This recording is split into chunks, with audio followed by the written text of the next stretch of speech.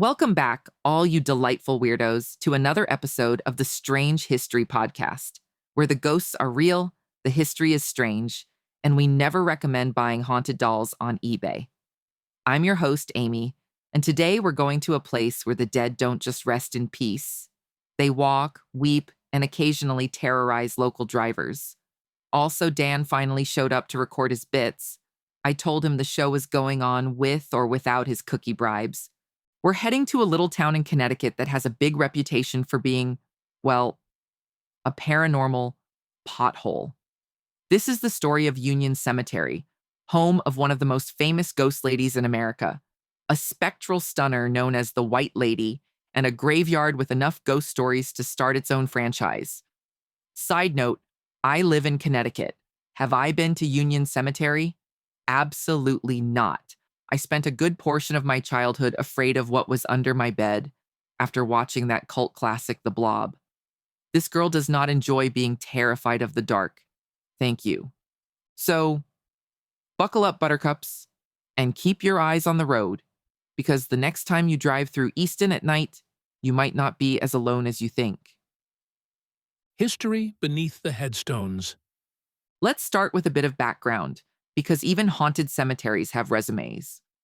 Union Cemetery was founded in the 1700s, during those cheerful colonial days when half your children didn't make it past the age of 5, and ghost was just another thing you blamed on the neighbor's witchy cousin.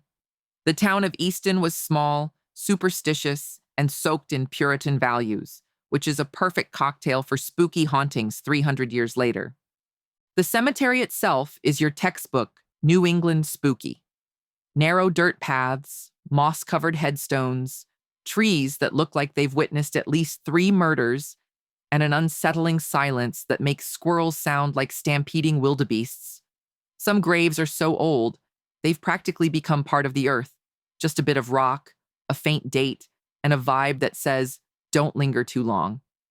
Meet the White Lady, but try not to hit her with your car.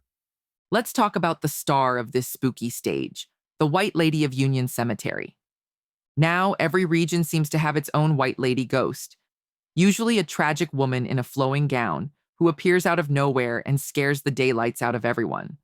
But Connecticut's version? She's next level. She's been seen dozens of times since at least the 1940s, often drifting across Stepney Road, which runs right beside the cemetery. Witnesses say she wears a long white dress or nightgown, has dark hair, and looks either devastated, demonic, or just deeply annoyed. Honestly, same. One Easton fireman in the 1990s reported seeing her float directly in front of his truck.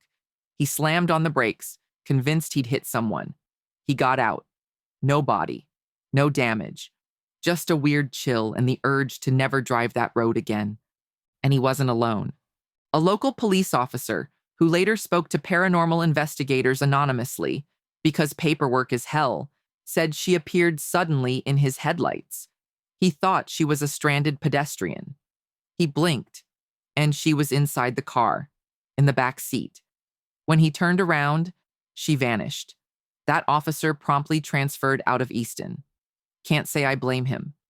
Who is the White Lady besides being a major traffic hazard? Some think she's a woman named Harriet Seeley, buried in the cemetery in 1852, but there's no hard proof. Others claim she was a murder victim, possibly a woman who died during childbirth and was buried without her baby, or, in a more gothic version, buried with it. There's even a theory that she's not one ghost, but many. Think of it like a paranormal girl group, all sad, all in white, all doomed to walk the road forever because no one thought to leave them a better afterlife playlist. Enter the Warrens, aka the Ghostbusters of Connecticut. Now, we can't talk about Union Cemetery without bringing in the royal family of the paranormal, Ed and Lorraine Warren.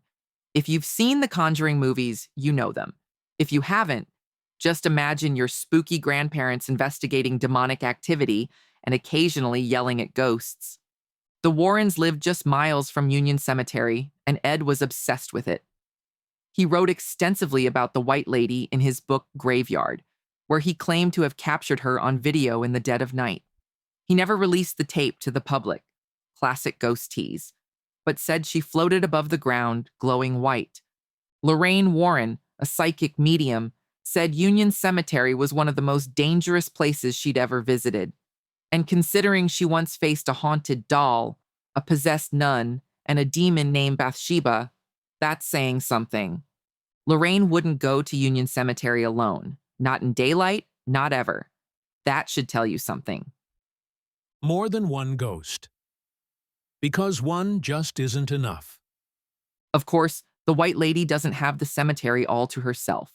Multiple witnesses have reported seeing a shadowy monk walking among the graves, wearing a hood, no visible face, and the social energy of someone who deeply hates small talk.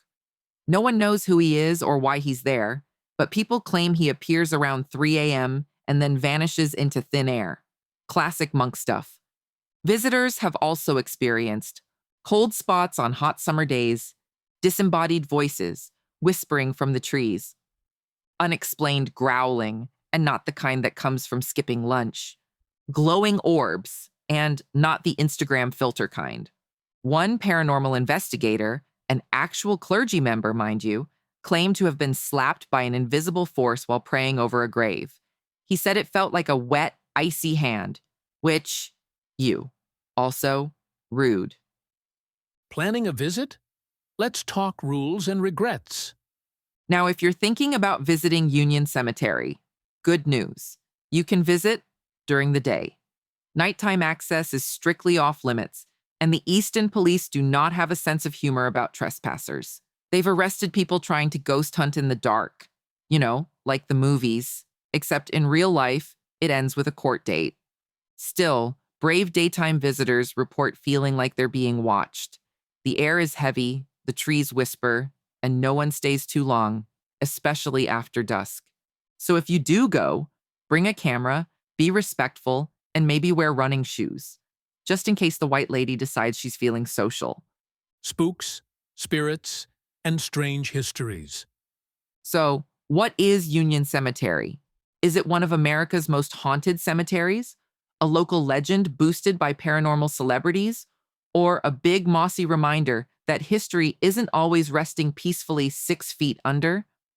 Whatever it is, it's weird, it's eerie, and it has way too many ghosts for one zip code. Thanks for joining me on this ghostly stroll through Easton's eeriest plot of land. If you liked this episode, don't forget to subscribe, leave a glowing but not spectral review, and share the Strange History Podcast with your favorite haunted history nerds. Until next time, dear listeners, keep your headlights bright, your car doors locked, and your eyes on the road. You never know who or what might be standing in the middle of it.